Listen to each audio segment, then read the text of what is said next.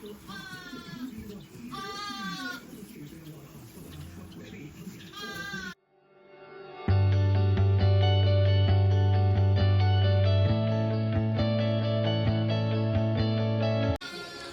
standing up here, admiring my shed of pet lambs. Madness. This is the most pets we've ever had. And I can tell you that that little milk machine is a lifesaver. When you stand up here and see them all like this, you just think, oh my god.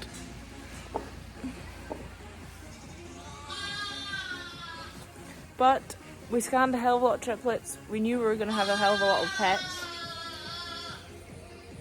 Got to make it work. You know, if you're having yows that are having all these extra lambs, you got to make it work. And lambs are good money at the moment, so last year these pets paid for themselves and left a wee bit on the side. I think they've done that last 3 years actually. So put the effort in now, get them going, get them thriving, get them away at good money, and it makes it all worthwhile.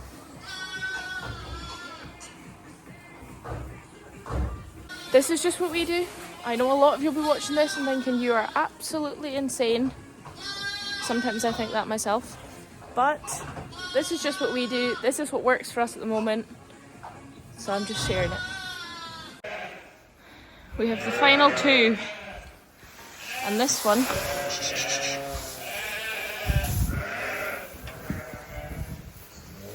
it's got a wee toe showing. Crack on. You do the same. Finish by today. Come on, let's go.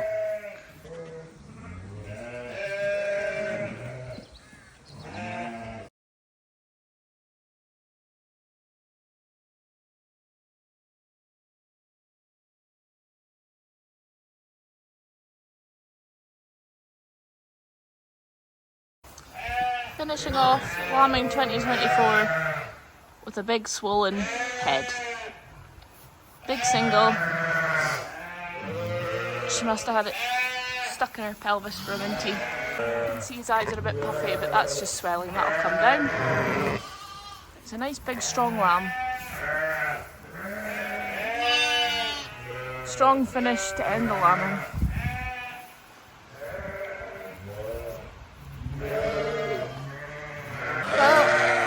Well, that's it for another lambing season. I think it's gonna have to be one of the most challenging in terms of bad weather, and just mentally it's been a struggle to keep going with everything that's happened recently. If it hadn't been for this place, I genuinely don't know how we would have done it. The losses that we would have been facing would have been catastrophic.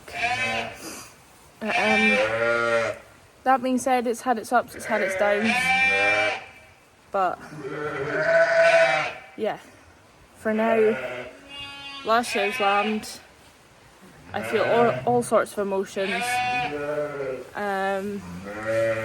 so I'm gonna go and grab a cup of tea and look back at what has been probably one of the wettest lambings we've ever had.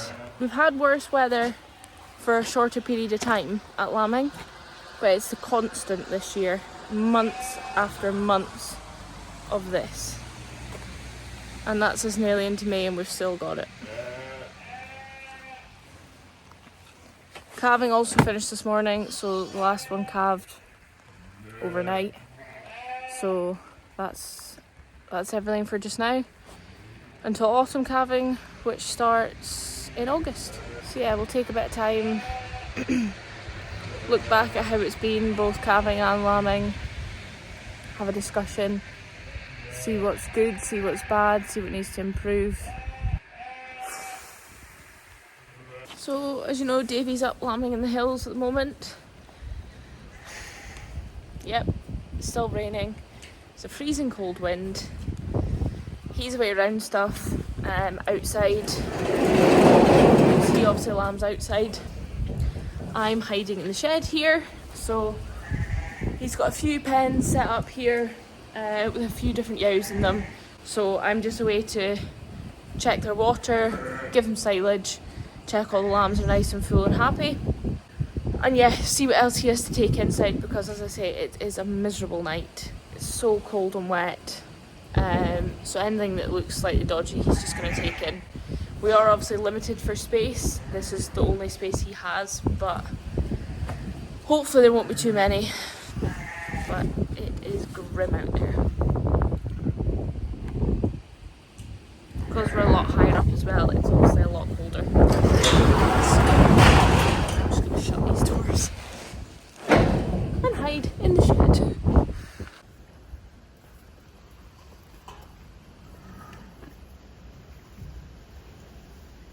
It's miserable out there. So yeah, just giving off the rocks.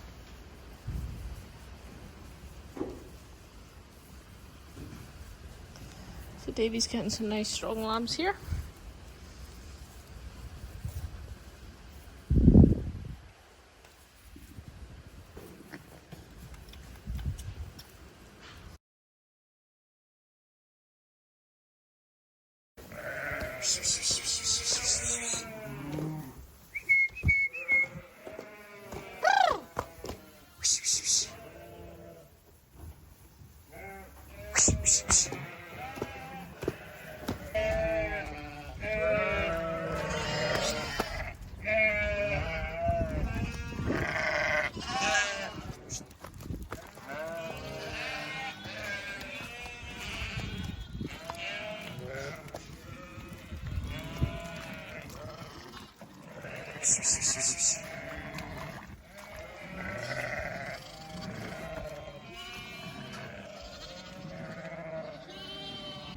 And just like that, the shed is nearly empty.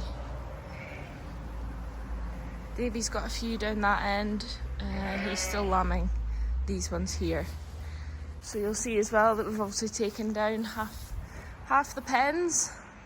Davey was needing more gates, also just to free up more space here for running loose. So we've taken all the drinker gates down, got them stacked up, and then the pipe. We'll have to do something a bit better, but it's just tucked along the back wall there at the moment. So yeah, just this half with Davey's sheep in it.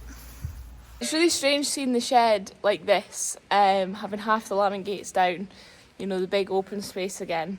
So we'll get it all mucked out, get the last of the lambing gates out of the way, get the Pari in here, get it all set up in a new way again. So yeah, it's going to be really good. It's going to be strange. So yeah, looking forward to getting that all set up, getting it sorted, getting the sheep back in, and getting the Pari back in use.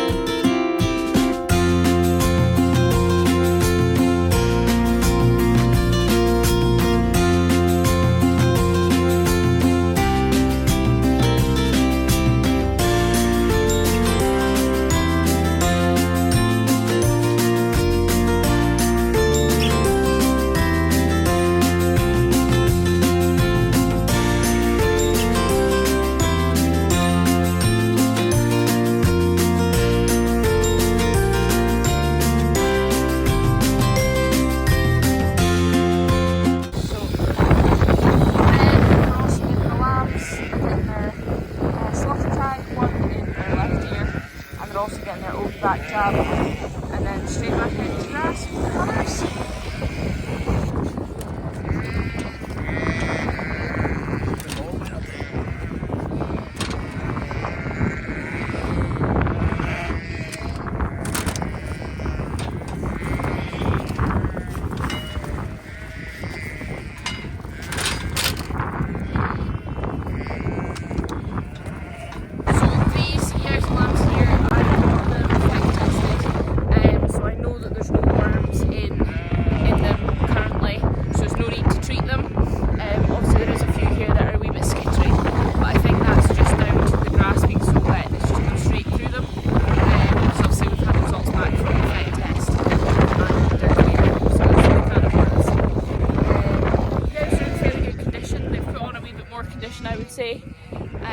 happy with them.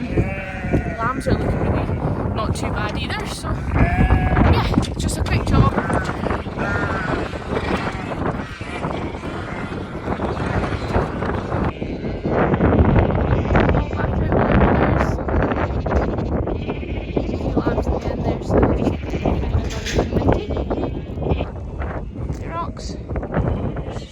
So a wee pet lamb update. These guys in that pen there are all weaned off milk now, so they're all over 5 weeks. This pen here are on cold milk, and they'll probably finish it today, to be honest. And then they'll join them, and that will all be weaned. Then these guys are still all on hot milk, so still on the machine. There is these next 2 weeks. We'll see these 2 pens weaned and then those 2 back pens weaned. Then sort of middle of May it'll be those 2, these guys, and then the wee babies. They'll have another sort of 4 weeks from now. They seem quite happy. Just got some clean sheets, so they're wrecking about through them. Getting the big hopper in with the pets now. Try and lift this up. Take it across. It's not going to be easy one-handed. So we've got this big crate, because obviously we've been getting more pets now. It holds about, well, it does hold a ton. Had it obviously lifted up last year for the lambs once they're bigger. So I'm just going to undo this wee nut here and then push the legs up so it's lower to the ground, because obviously the lambs are quite small still, so you know, if you were to set that on the ground now, then they would obviously struggle. Some of the really small ones would struggle to reach and over. So we'll just lower the legs, and then once they're bigger, we'll lift it up.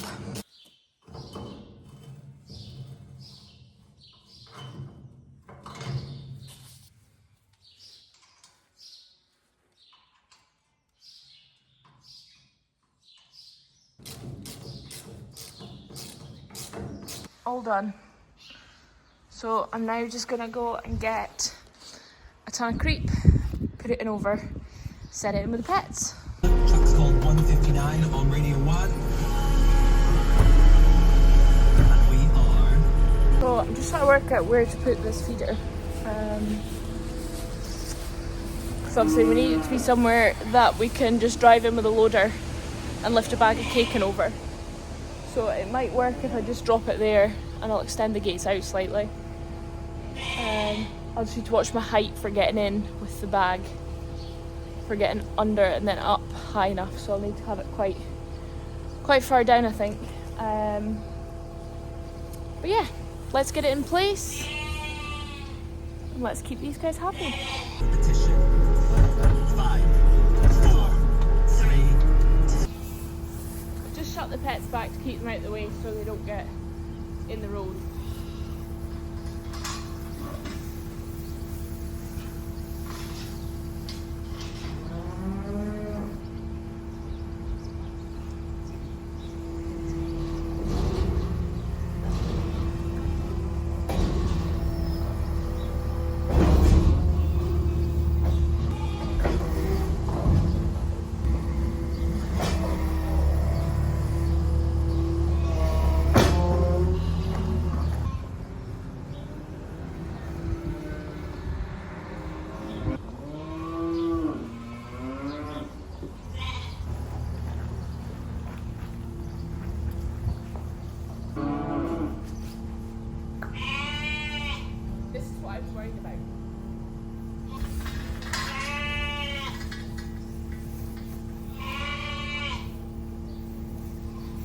So like I said earlier, we bought this creep last year.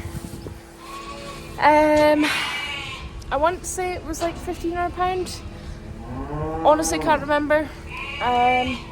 We have never actually used a creep like this before. We always just used to use the wee small creeps, and then we also had a couple pig hoppers that we used.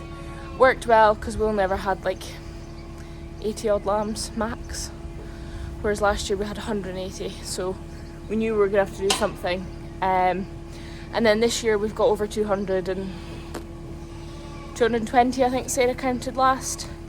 We've also used a few and lost a few since then, so yeah, but we'll still be over 200, I would imagine.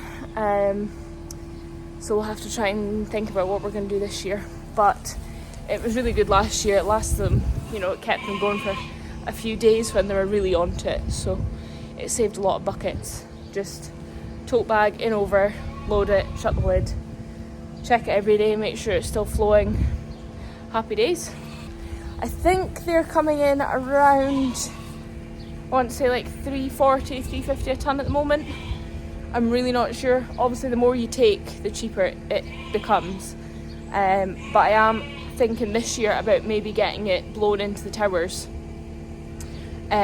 Just for handiness, so you can just drive in with a loader bucket, fill as much as you need, straighten over the hopper, as opposed to just getting it in individual bags. That's what I'm thinking this year. I'm going to price it up and see what like it'll be. But yeah, that's a thought I've had so far.